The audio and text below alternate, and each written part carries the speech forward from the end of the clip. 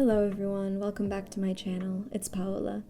I am going to be sharing a new experience, a new project, a new start, something different for this video. So you guys know that I do a lot of digital art, obviously, but I really wanted to branch out and start a new project and kind of focus back into what I'm interested in overall as a person and artist. So I'm going to be exploring some things today and starting a new project, which hopefully you can come along with me and get some inspiration, kind of feel what I'm feeling, and try something new. I've been in a funk lately and I'm trying to dig my way out of it, so hopefully I'm doing right. So the project begins with me having to go to a store. This is going to be an embroidery project, which, if you don't know, I have loved working with fabrics and textiles and all types of things. I love sewing. So it starts with a trip to Spotlight, which, if you're unfamiliar, in Australia, Spotlight is kind of like Bed Bath & Beyond and Joanne Fabrics mixed. It's a very strange place, but it's very nice and they have everything. So I went here to find some fabric and they had a huge selection. So for this project, I'm looking for a natural fiber because with embroidery, 100% cotton, things like that, those things work the best. I had a little look around the rest of the store after I picked out my little piece of cotton and even went to the embroidery section, but I do have a lot of thread, so I didn't need to buy anything, but I did buy a hoop and some other little things.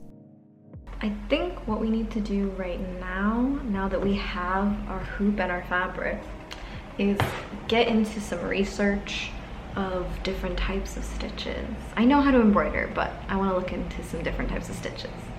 So getting started in learning about stitches. As I said, I do know how to embroider, but I wanted to look into some different types of stitching and what was probably best for what I was trying to do. So what I'm trying to do is an abstract work, and so in looking up that and looking up the different stitches, I figured that a back stitch is the best because it looks very put together, like the actual line of the stitch, and it's easy to curve apparently more than other stitches like a running stitch, for example. So with that, I figured the curving and the abstractness will come through with a back stitch. So the supplies I have are pencils to mark up my fabric. I have the fabric itself, 100% cotton, like I said, and then I have my hoop. I also have my embroidery thread, and I have a lot of it in a lot of different colors, so we'll kind of see where this project takes us. And then I have scissors and my needles. So I started out this project by taking out the fabric I got, and I think I got a bit more than I wanted to, but I don't really know all like the measurements here yet, like meters. So I'm just starting to split that up, and at least I can use this for future projects and create even more of these, because this really is more of an exercise type project than a final product. You know what I'm saying? So I think it's really fun to explore and try new things, and we can kind of try little mini projects. So this is kind of perfect for that.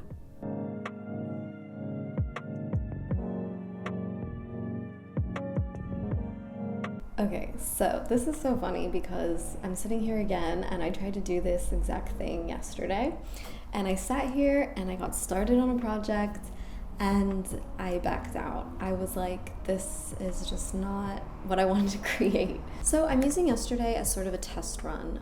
It was a practice round, and it's kind of ironic. I sat here yesterday and I talked about how starting a project or starting on something new, new medium, whatever, on camera, it's kind of a lot of pressure.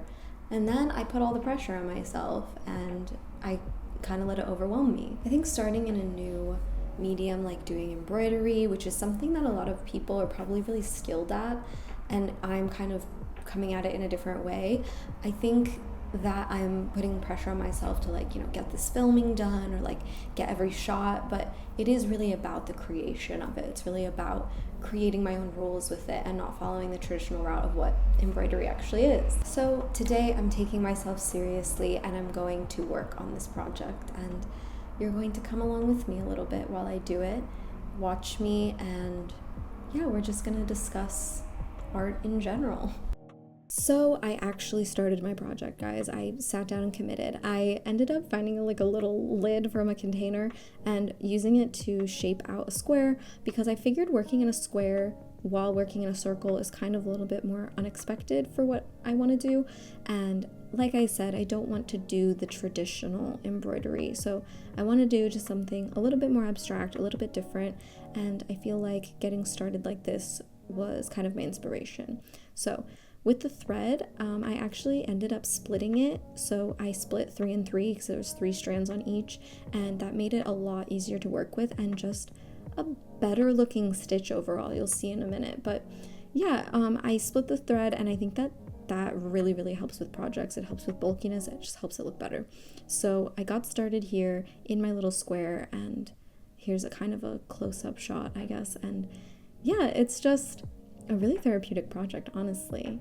Working with this is just something I really want to do, working with my hands, less on the computer, more with my hands.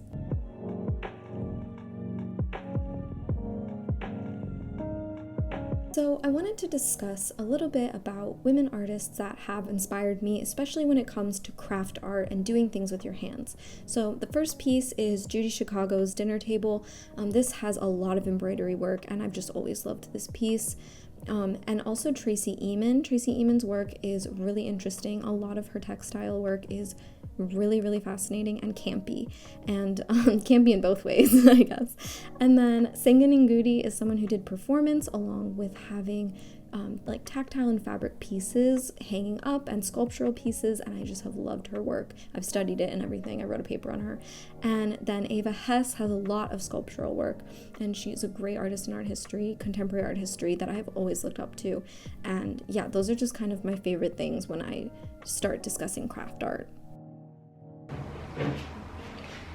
The stitches on this one just look so much better than the stitches on yesterday's practice run. So splitting that thread really helped what I was picturing. So, like I said, I'm really inspired by a lot of women artists in contemporary history that I've studied. So it kind of has made me want to explore a little bit more with tactile work, especially with graphic design. I want my graphic design to influence my visual art and be able to expand outside of the computer and do work that really feels like me and really feels like my art and my heart out there. That's what I've always aimed to do with my work, and I feel like I just need to focus more on creating my design work that way. So this is how it is looking so far. I didn't film all of the pieces and parts of it. It did take me a few days to work on the whole thing, but this is how it was looking so far. I was letting those pieces kind of hang down, which was really fun, and then I started doing stitches across where I would pull it up through and cross it all the way over and kind of pull it tight, and it did add a lot of tension into the piece along with those free-flowing forms, and I just found this so fun and therapeutic. Like, it's a little mini square of fabric, and it's just so fun. Like, you really should try this if you are interested in any of this. It's so easy and just something that feels so rewarding and really like real art. Like, with design, I think I get trapped into doing things for other people, pleasing other things, you know, like brands, you know, creating brand identities and images, which is not all me. But I think when I create abstract and create something fun, it just feels like me. So yeah, this is how it ended up, guys. I really love it, and I'm hoping you're loving it too. I put all of those dangly bits to hang down, and it hung down like pretty far, which you'll see in a sec. But yeah, it just looks so good in my opinion, just because it's fun and refreshing and free. And this is how it looks, the total thing, and I just hung it up. It needs to be steamed out, I know, but it looks really good in my opinion, and I'm just really happy with it. Okay everyone, so in the middle of this whole experience, I cut my hair off. Isn't that fun? Okay, anyway, this is the final product. I took some photos of it. You guys saw it. It was a really fun project, and it's like fun to make little things, and I can't wait to like keep continuing making little things like this. So yeah, I made a Pinterest board for inspiration, and I've linked that below, so you can go check that out on my Pinterest. Inspiration of little projects such as this, and I'm excited to do more. So yeah, if you like this video, give it a like, and I'll see you in my next one. Okay, bye!